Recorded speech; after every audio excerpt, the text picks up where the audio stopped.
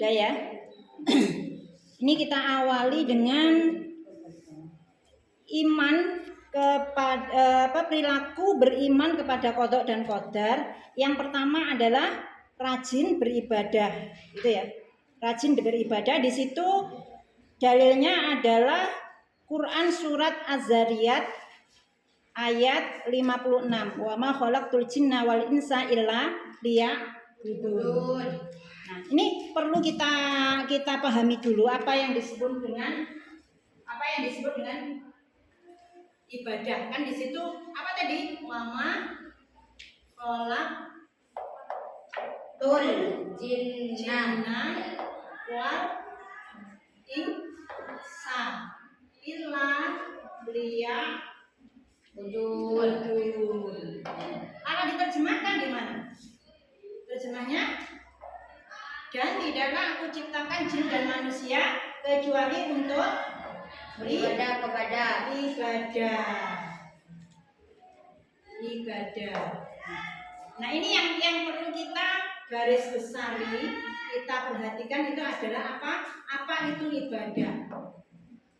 Apa itu ibadah? Di dalam ketika kita sholat, di dalam iftitah itu ada kayaknya. Gimana bacanya?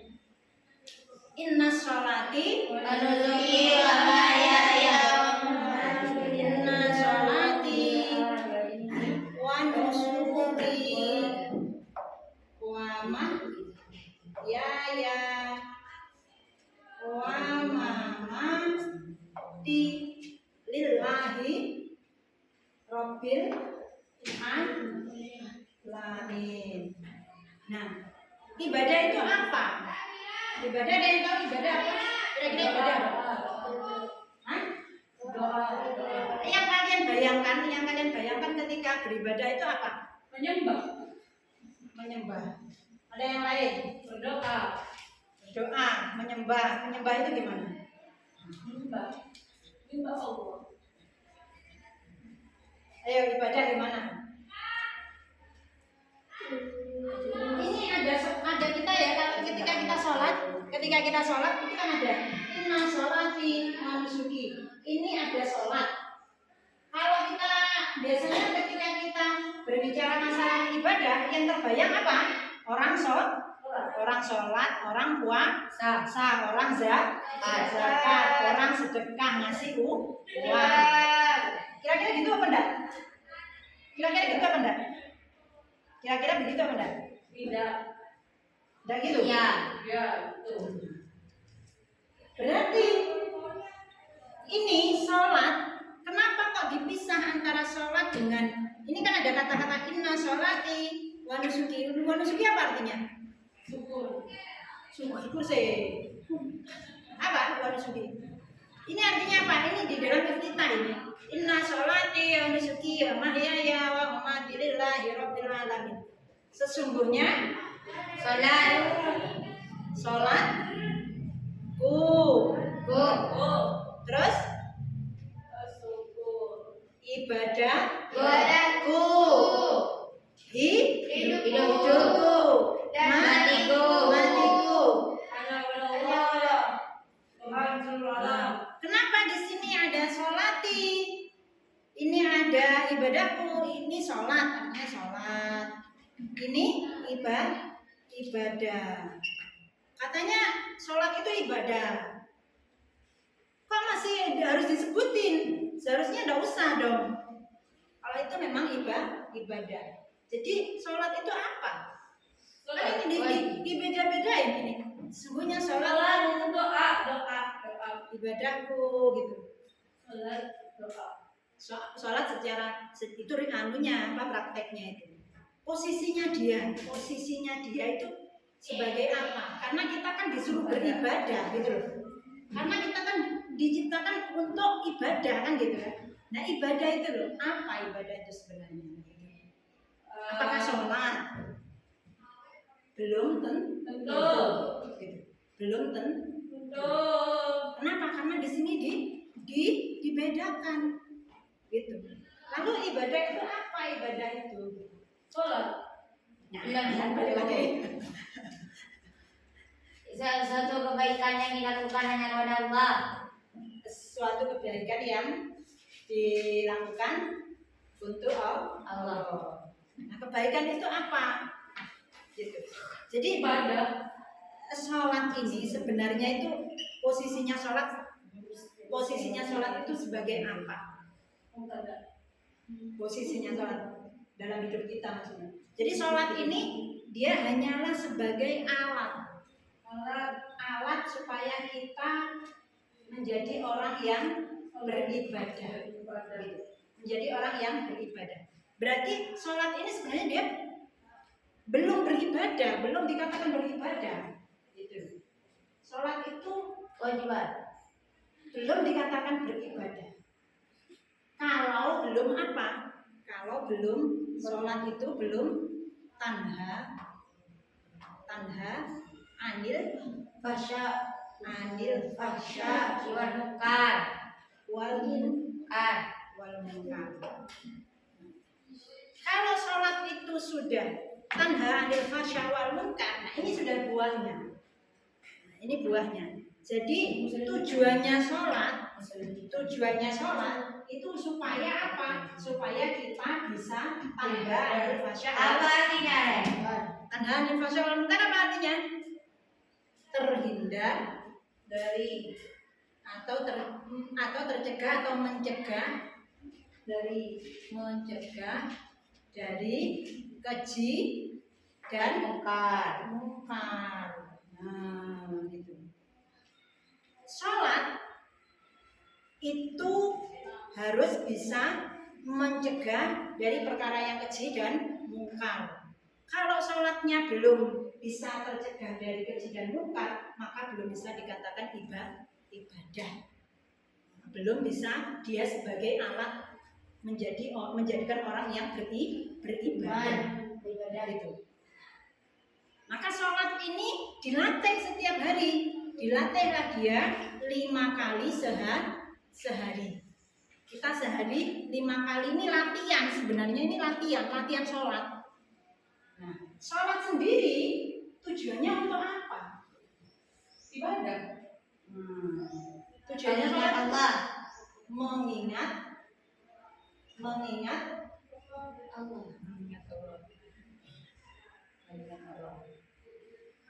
Innani anallahu la ilaha illa ana fa'budni wa aqimis sholata li dzikri.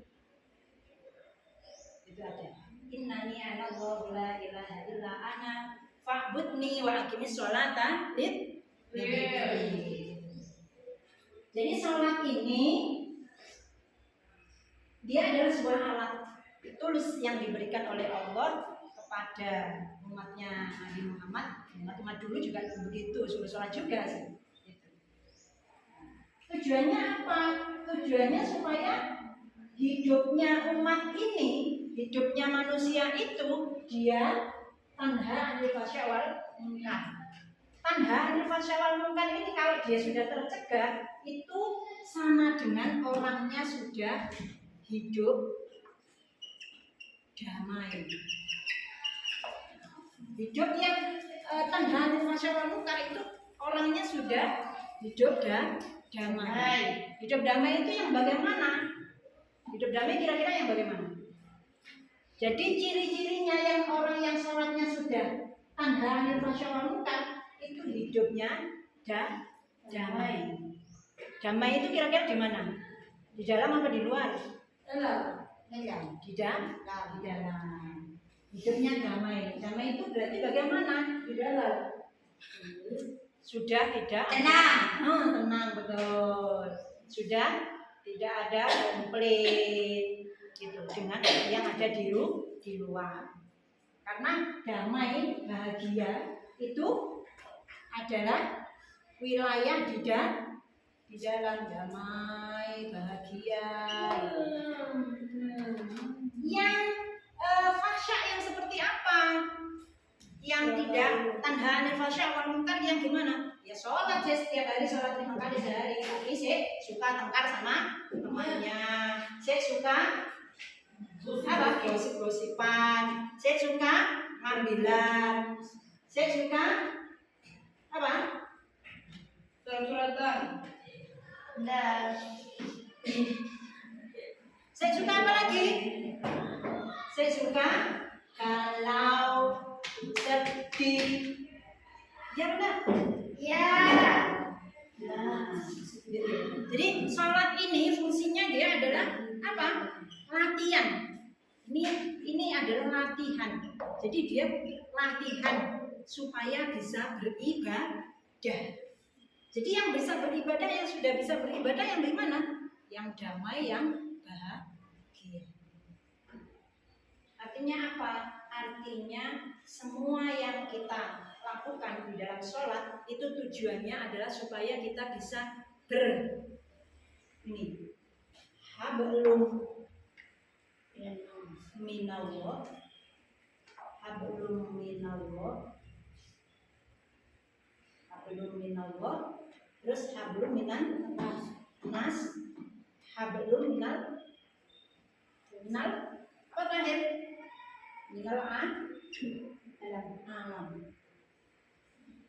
Jadi orang yang ya'budun itu adalah orang yang hubungan dengan Allahnya oke, hubungan dengan manusianya oke, hubungan dengan alamnya juga oke. Nah ini yang dikatakan ibadah. Kalau 5 kali sehari tetapi masih belum hubungannya dengan Allah tidak baik, hubungannya dengan manusia juga tidak baik, apalagi tukang buang sampahan, itu berarti belum beribadah. Karena belum beribadah maka perlu dikoreksi ini sholatnya ini perlu dikoreksi. Sholatnya itu berarti ada yang belum beres. Jangan-jangan yang sholat itu cuma tubuh fisiknya. Kalau tubuh fisiknya yang sholat berarti itu namanya apa? Senam hati, senam badan, gitu. Artinya sama dengan senam olahraga, gitu. Karena apa? Karena sholatnya satu, dia belum tahu apa yang dibaca ketika ada di dalam sholat. Hafal bacanya, tapi tidak tahu isinya apa, gitu. Ya benar. Ya. Terus gimana? Ya harus mulai tahu. Dulu di kelas 1 kan sudah disuruh apa? Terjemahan bacaan sholat kan ya? Ingat apa enggak? Kan suruh setoran. Iya. Kan ya? Semester 2 setoran terjemahan bacaan sholat. Supaya apa? Supaya sedikit demi sedikit kita juga memahami apa yang ada di dalam sholat itu, gitu. Jadi tidak hanya sekedar ucapan, tetapi paham yang di dalam sholat itu kita sedang ngapain sih? Gitu.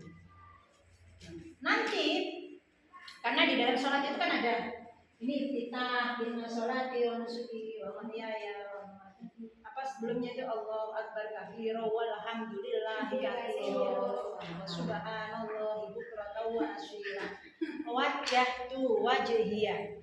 Nah di situ wajjahtu wajhiya, aku hadapkan muka hatiku kepada zat Allah, kan gitu. Nah itu harus dipahami. Wajjahtu wajhiya lillahi. Ini panjang, kalau dibahas itu panjang banget. Nanti belum Al-Fatihahnya. Al-Fatihahnya itu ada sendiri. Jadi gimana? Yang budun, yang sudah dianggap orang yang beribadah, yang bagaimana? Yang sudah hablum minallahnya oke, hablum minan nasnya oke, hablum minal alam oke. Ini oke. Masih kalau itunya gak oke gak usah sholatnya. Gak begitu. Cara dikatakan Cara mengkomplikan. Nah, itu pertanyaan yang bagus tuh. Gimana supaya ini hablum minallah oke? Yang pertama kan hablum minallah oke kan? Ya. Apa yang dikatakan dengan hablum minallah? Oke. Hubungan kita dengan Allah oke. Yang gimana yang dikatakan hubungan Allah dengan oke? Ibadahnya. Yang dalam bentuk perilaku ini ya. Yang dalam bentuk perilaku itu dia sudah menyaksikan kehadiran Allah. Kalau di kelas kemarin sudah saya jelaskan apa yang disebut dengan bersaksi. Bersaksi dulu. Tapi ya nih, kadang hati ini ya nih nggak bisa terkontrol gitu, kadang nggak ingat Allah. Tapi ingat, tapi kadang nggak ingat. Kalau diingetin ingat, kalau nggak diingetin nggak ingat. Tapi iman hati saya. Tapi aslinya iman. Kan iman, tapi nggak ingat selalu ingat Allah. Jadi kalau ketika sholat gimana? Kadang Kesana. Iya, kadang kalau punya cemburan, hatinya bergerak sendiri, padahal ya Allah nggak boleh. Iya, ya saya ingat kalau bapak ada gitu, tapi ingat sendiri ya. Iya. Pengen tahu caranya. Jangan hati kita buat menang ingat Allah, kenapa nggak bisa kontrol? Wes. Intinya kalian pengen sholatnya khusyuk gitu Iya. Nah, gitu. Jadi sholat ketika dia itu tidak khusyuk, sholat yang tidak khusyuk, maka tidak akan berdampak apa-apa. Jadi sholat yang tidak khusyuk itu tidak akan berdampak apa-apa. Oh iya deh. Sholat yang khusyuk akan bisa tanda akhir basyawal. Maka sekarang yang ditanyakan kan gimana caranya sholat khusyuk gitu kan ya. Nah karena khusyuk ini, karena sholat itu kan ada raga, ada jiwa kan. Yang melakukan sholat ini kan dua-duanya harus berjalan semua loh ya. Tidak hanya tubuh fisiknya centak-centuk gini, berdiri, ruko, sujud, berdiri, ruko, sujud itu kan luarnya aja, dalamnya kan juga harus kan. Dalamnya juga harus. Nah di situ diajarkan supaya kita pertama itu belajar namanya fokus. Jadi supaya kita bisa khusyuk, maka kita pertama kali itu adalah belajar fokus. Belajar fokus itu kita harus memahami dulu apa itu fokus. Dan untuk memahami fokus kita harus tahu kebiasaan otak itu gimana. Jadi kebiasaan otak kita ini ada di sini ini titik tengah. Titik tengah ini istilahnya adalah no. No itu adalah apa? Sekarang saat ini di sini. Ini titik tengah. Yang sudah terjadi tadi kemarin apa? Tadi kemarin apa? Kelas. Ya. Nah, tadi kemarin, tahun kemarin, minggu kemarin, gitu ya. Ini yang sudah terjadi. Sudah. Gitu. Ini yang sini, ini yang belum terjadi. Yang belum terjadi apa namanya? Belum terjadi apa namanya?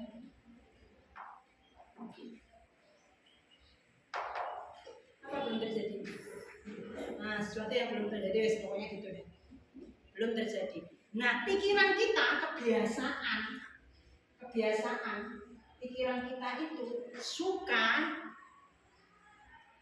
bermain ke masa lalu dan masa depan. Kenapa kami ini sekarang ada? Nah itu yang akan saya ajarkan, gitu loh.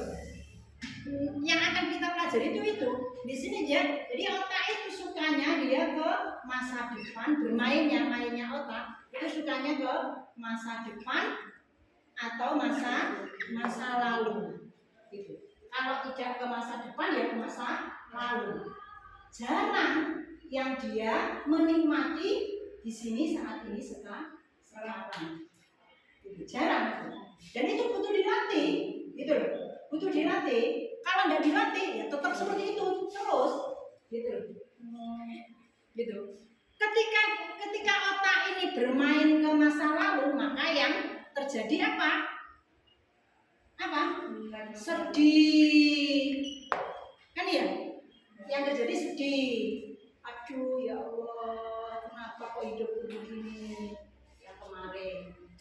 Nah, gitu kan? Ya, kejadian-kejadian yang kemarin. Ketika otak itu bermain ke masa depan, maka yang terjadi apa? Khawatir, galau. Gimana ya? Nanti masa depanku gimana ya? Gimana ya? Aku belum bayar ini. Gimana ya? Nah, gitu. Jadi dua ini yang harus kita latih, kita perangi gitu. Maka ketika kita sedih, berarti ketika ingat sesuatu yang telah terjadi yang kita tidak mau, kita tidak inginkan. Jadi kesedihan atau masalah dalam hal ini disebut masalah. Kita punya masalah itu karena apa? Yang disebut masalah itu apa? Kesedihan. Masalah itu apa? Masalah adalah tidak sinkronnya keinginan dengan kenyataan. Jadi kenapa di masa kemarin saya sedih? Karena keinginan saya belum terwujud. Gitu wes. Itu jadi masalah tersendiri sehingga menjadikan sedih. Gitu. Menjadi sedih. Supaya tidak begitu gimana? Supaya tidak gitu, kita latihan stay di sini, di tengah, di center ini. Kapan latihannya? Ya setiap hari, setiap saat. Ketika kalian sudah terbiasa dengan tidak memikirkan kemarin dan yang akan datang, happy ending. Gitu. Karena apa? Tak mikir sudah. Tidak mikir. Lalu gimana kalau saya kan punya cita-cita, punya planning gitu misalkan? Ya tidak apa-apa. Planning itu penting, cita-cita juga penting. Cuma jangan hidup di planning. Hidupnya tetap di sini saat ini. Di sini saat ini sekarang kalian punya masalah apa enggak? Punya.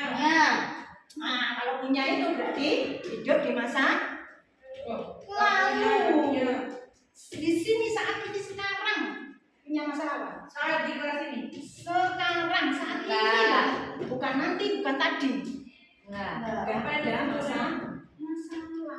Iya. Jadi ketika saat kalian posisinya harusnya begitu, gitu. Hatinya jelas sendiri yang mau ngomongnya tadi. Iya, nah pikirannya mana-mana jalan-jalan. Nah itu. Fokus Allah. Semakin saya ngomong fokus sholat. Semakin kemana-mana nih. Karena apa? Karena belum terlatih. Satu, karena belum terlatih. Nomor dua, karena belum memahami maknanya sholat yang ada di dalamnya itu apa. Jadi mulai sekarang ya belajar dah. Itu bacaannya sholat itu dipelajari gitu. Terus nanti kita kapan-kapan bahas deh tentang Fatihah. Mana Fatihah itu? Kenapa di situ di dalam sholat itu bacaan yang wajib cuma Fatihah? Yang lainnya enggak, gitu kan? Fatihah, gitu. Ketika kita ruku hanya ruku aja, rukunnya kan ya. Ketika sujud kan hanya gerakannya aja, gitu. Tidak usah baca, tidak ada apa-apa, kan hukumnya sunnah. Yang ruku dan sujud tidak itu kan sunnah hukumnya. Benar. Ingat apa udah sih? Iya. Rukun sholat ada berapa? Ada 17. Oke, wes paham apa tidak? Paham? Insyaallah. Berarti gimana? Untuk khusyuk maka harus latihan stay di center atau di nol di saat ini. Jadi kalau misalkan di otak, gitu, nggak usah dipikir sudah, gitu. Nah kalau kalian mikir gimana? Kita sini khawatir. Gimana ya nanti depannya waktunya masih ada, gitu aja. Gitu. Jadi hidup itu dijalani aja. Gitu. Berarti gimana ya waktunya belajar. Gitu. fokus di situ. Jangan dibolak-balik. Waktunya belajar, tidur. Waktunya tidur, begadang. Yes, asik. Jadinya salbut itu. Nah, itu hablum minallah itu ketika kita sholat hendaklah khusyuk. Karena sholat itu menghadap kepada Allah. Nah, yang menghadap ini yang mana? Apakah tubuh fisik, apa tubuh dalam? Itu perlu juga dipahami. Dan Allah itu Allah yang mana? Gitu, harus dipahami juga karena di situ apa awaluddin ma'rifatullah. Jangan-jangan kita dari segi kan pertama katanya kalau orang Islam itu harus syahadat, kan ya? Baru setelah syahadat sholat. Syahadatnya tidak beres, sholatnya jadinya tidak beres, gitu. Gitu. Jadi asalnya sebelum sholat ya harus syahadatnya dulu beres.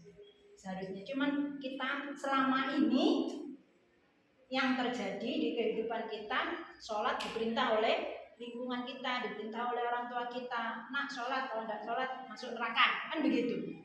Akhirnya jadinya apa? Sholat itu karena takut masuk neraka. Sama saya dulu juga begitu, korban dari dogma lingkungan. Nah sekarang kita mulai untuk apa? Untuk belajar lebih memahami lagi supaya tidak apa? Supaya tidak jadi korbannya dogma lingkungan. Kita benar-benar memenuhi ini. Allah menciptakan jin dan manusia hanya untuk ibadah. Dan yang dinamakan ibadah itu adalah ketika sudah hablum minallah oke, hablum minannas oke, hablum minal alam oke. Hablum minallah yang oke itu kalau dalam ya sholat sudah seperti itu, sholatnya khusyuk, terus sudah tidak ada persangkaan yang jelek kepada Allah.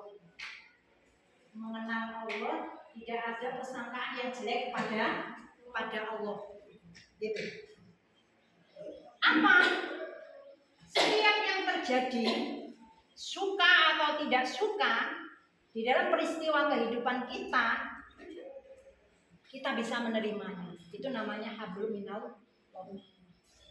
Kita punya hubungan yang baik dengan Allah. Karena apa? Yakin bahwa setiap peristiwa itu ada kehadiran Allah, ada apa? Ada izinnya Allah di situ. Setiap peristiwa yang terjadi dalam hidup kita. Kalau peristiwanya buruk, maksiat, diri kita maksiat. Ya, ada Allah di dalam kemaksiatan. Ya sudah diterima aja, karena sudah terjadi kan. Diterima aja saat ini saya sedang bermaksiat, kemudian memohon ampun kepada Allah. Ya Allah, aku terima saat ini tubuhku sedang berdurhaka kepadamu. Tapi mohon ampun ya Allah, karena Engkau adalah Zat yang Maha Pengampun. Terus gimana? Ya kalau tidak ada gitu, tidak ada dosa, manusia tidak ada dosa. Allah itu Al-Ghafurur Rahim, Al-Ghafur kan, yang Maha Pengampun. Siapa yang mau diampuni kalau tidak ada yang berdosa? Jadi kalau andaikan manusia ini satu dunia ini tidak ada yang berbuat dosa sekali, ya Allah akan bikin makhluk satu lagi yang berbuat dosa. Supaya apa? Supaya Allah mengampuni orang itu. Nah, ini harus dipahami, tetapi kalau gitu saya mau berbuat dosa aja kan? Berarti Allah suka orang yang berbuat dosa? Ya bukan begitu. Jadi bukan suka begitu. Gini loh. Setiap sifat Allah, asma Allah itu ada objeknya, gitu. Ada objeknya. Paham? Ada objeknya. Allah Maha Rahman ya Rahim. Dibuktikan dengan apa Rahman Rahimnya ini? Kalau tidak ada objeknya, kan gitu. Kalau tidak ada objeknya dibuktikan dengan apa? Gitu. Nah, pengampun juga begitu, pengampun kalau tidak ada yang diampuni, terus dibuktikan dengan apa? Maka diciptakanlah satu makhluk lagi yang dia berbuat maksiat kemudian apa? Diampuni oleh Allah. Diampuni oleh Allah. Gitu. Gitu. Maka Allah itu zat yang laisa kamitslihi syai'un, yang tidak ada beda, yang berbeda dengan seluruh makhluk. Jadi kalau makhluk itu di alam apa ini, ruang dan waktu ini kan ada dualitas. Nah, kalau tidak baik buruk kan gitu. Tidak mungkin orang itu dalam satu waktu baik buruk sekalian, kan tidak mungkin. Gitu. Ada hitam, ada putih, tidak ada dalam waktu satu waktu hitam putih bersamaan, tidak mungkin. Abu-abu. Nah, kalau Allah itu melampaui itu, gitu. Jadi Allah tidak begitu, gitu maksudnya. Allah tidak begitu. Jadi Allah itu Rahman Rahim. Tetapi syadidul adab juga, gitu. Gitu. Jadi kalau menyiksa, kalau menyiksa, itu disiksa gitu. Syadidul adab. Tapi Ar-Rahman Ar-Rahim. Nah, kalau di dualitas di alam apa ini namanya ruang dan waktu, kan tidak bisa. Mana ada Rahman Rahim kok juga menyiksa, kan tidak bisa. Apa Rahman Rahim ya Rahman Rahim aja. Kalau Syadidul Adab ya Syadidul Adab aja kan gitu. Tetapi Allah karena laisa kamitslihi syai'un, Allah itu tidak sama dengan Sesuatu lain yang lain. Oke? Dari situ paham? Hablum minallah gimana? Apa tadi hablum minallah? Menerima semua realitas yang terjadi dalam hidup kita. Itu namanya hablum minallah. Menerima. Terima dulu, perkara nanti kita minta yang berubah, ya itu ada caranya juga nanti. Terima dulu. Misalkan saat ini kita kondisi keuangan sedang belum dikirim, itu sudah terima dulu. Nggak usah, maksudnya nggak usah gini loh, nggak usah kesini, pikirannya nggak usah kesini, tetap stay di center, tetap di stay di sekarang saat ini supaya tetap damai. Berarti kalau kita itu di dunia tengah, kita gak usah mikirin masa depan yang baik-baik berarti. Bukan mikirin masa depan yang baik-baik. Maksudnya gak usah mikirin, Nggak usah punya planning, ya. nggak usah punya apa namanya, nggak usah punya cita-cita. Ya. Bukan begitu. Cita-cita itu penting. Cita-cita itu penting, keinginan juga penting. Tetapi jangan terburu nafsu. Jangan ambil target. Target saya begini. Karena apa? Karena kalau tidak tercapai target, bingung lagi, khawatir lagi gitu. Jadi boleh kita punya cita-cita, punya planning, boleh. Tapi hidupnya tetap merasakan saat ini di sini sekarang. Jadi jangan target ke depan. Kalian misalkan, oh nanti saya habis cita-cita saya pengen jadi, ya lakukan saja sudah. Step by stepnya kalau orang ingin jadi dokter di sana, saya ingin jadi dokter.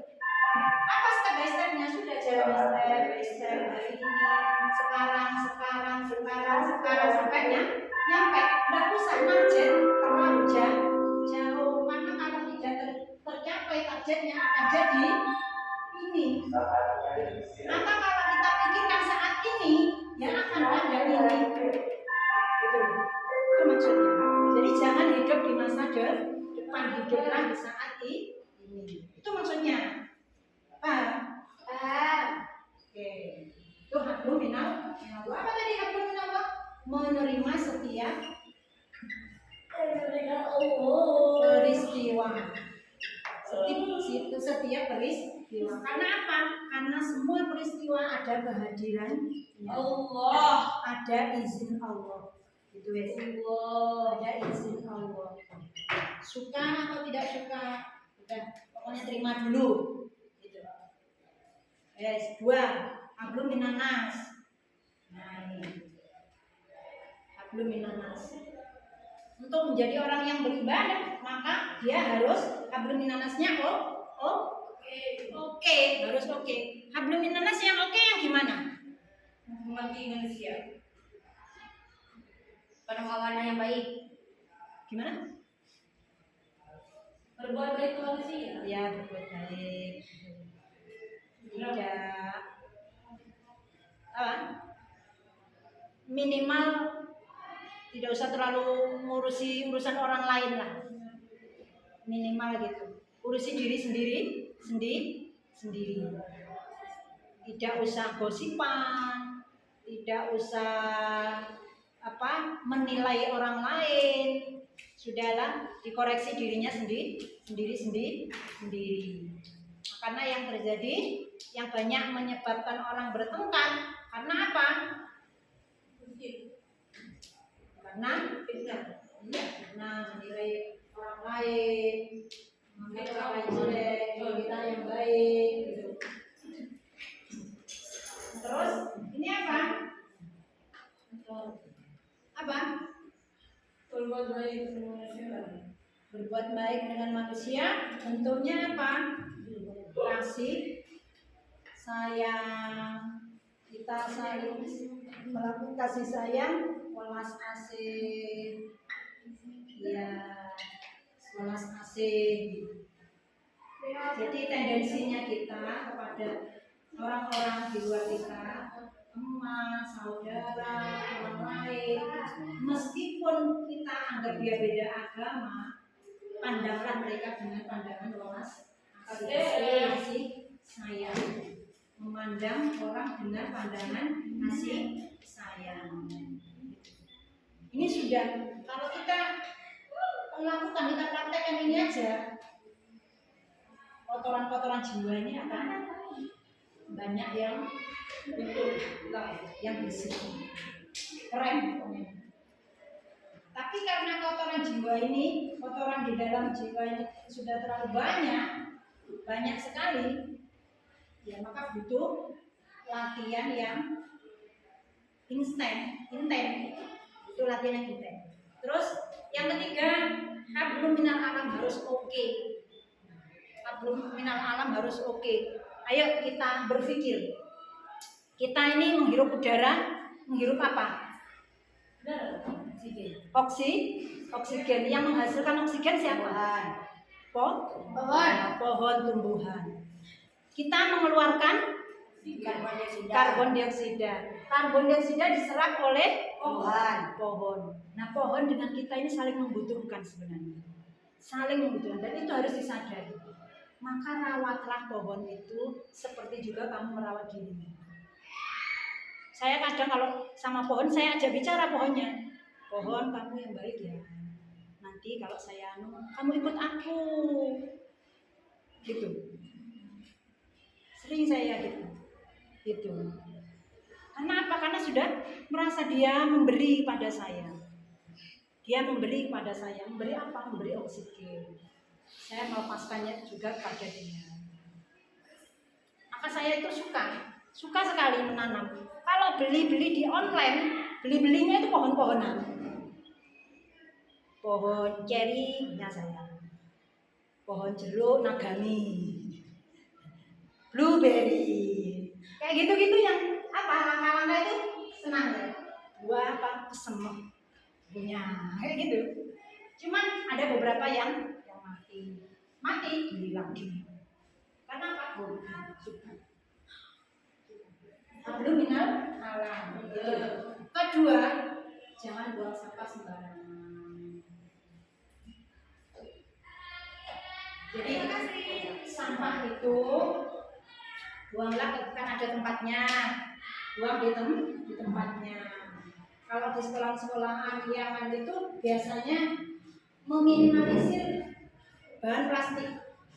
Jadi bahan plastik itu tidak dipakai kalau tidak terlalu penting-penting gitu. Kalau tidak penting-penting. Cuman kan ya plastik itu tidak bisa dihindari ilmunya. Ya sudah keseharian kita bergelut dengan plastik seperti itu. Tapi plastik itu perlakukanlah dengan baik supaya tidak mencemari lingkungan. Jangan sampai seorang santri yang pandai berdalil an-nadhafatu minal iman tapi tokan buang sampah ke sungai. Awas. Jangan hanya pandai berdalil tetapi tidak terwujud di dalam perilaku. Itu namanya hablum minal alam. Jangan tukang pohon sembarangan. Oke? Berarti kita sudah dapat ya? Ada ya yang kita ilmu yang kita dapatkan? Oh iya. Oke, yang pertama apa? Stay at center. Ada di titik tengah, jangan ke belakang, jangan ke depan. Latihan. Kalau latihan nanti happy. Jadi endingnya sebenarnya sholat ini untuk kepentingan manusia. Manusia itu semua happy sama Allah. Jangan banyak mikir ke belakang, jangan banyak mikir ke depan. Kalau mikir ke depan ke belakang, jadi sedih galau. Gitu. Makanya 5 kali sehari suruh stay down center. Gitu. Jadi tujuannya sholat itu supaya kalian bahagia. Sebenarnya gitulah intinya itu. Kalau kalian bahagia, ini terpenuhi. Alhamdulillah Allah itu terpenuhi. Karena apa bahagia? Bahagia gimana? Karena kita sudah merasa Allah itu tidak salah mengelola saya, gitu. Paham? Oke. Kalau kita masih pusing, masih bingung, itu seolah-olah menjustis. Allah ini gimana sih? Aku ini kan makhluknya, kok ada diurusi? Aku masih pusing. Nah, gitu. Itu loh. Jadi kita buktikan bahwa Allah ini tidak salah mengelola kita. Oke? Oke ya? Ya. Oke, kita akhiri. Tepuk tangan dulu supaya ada yang bisa dapat. Kita ke belakangnya bisa mempraktekkan dalam kehidupan sehari-hari. Oke ya? Ya. Assalamualaikum warahmatullahi wabarakatuh. Waalaikumsalam.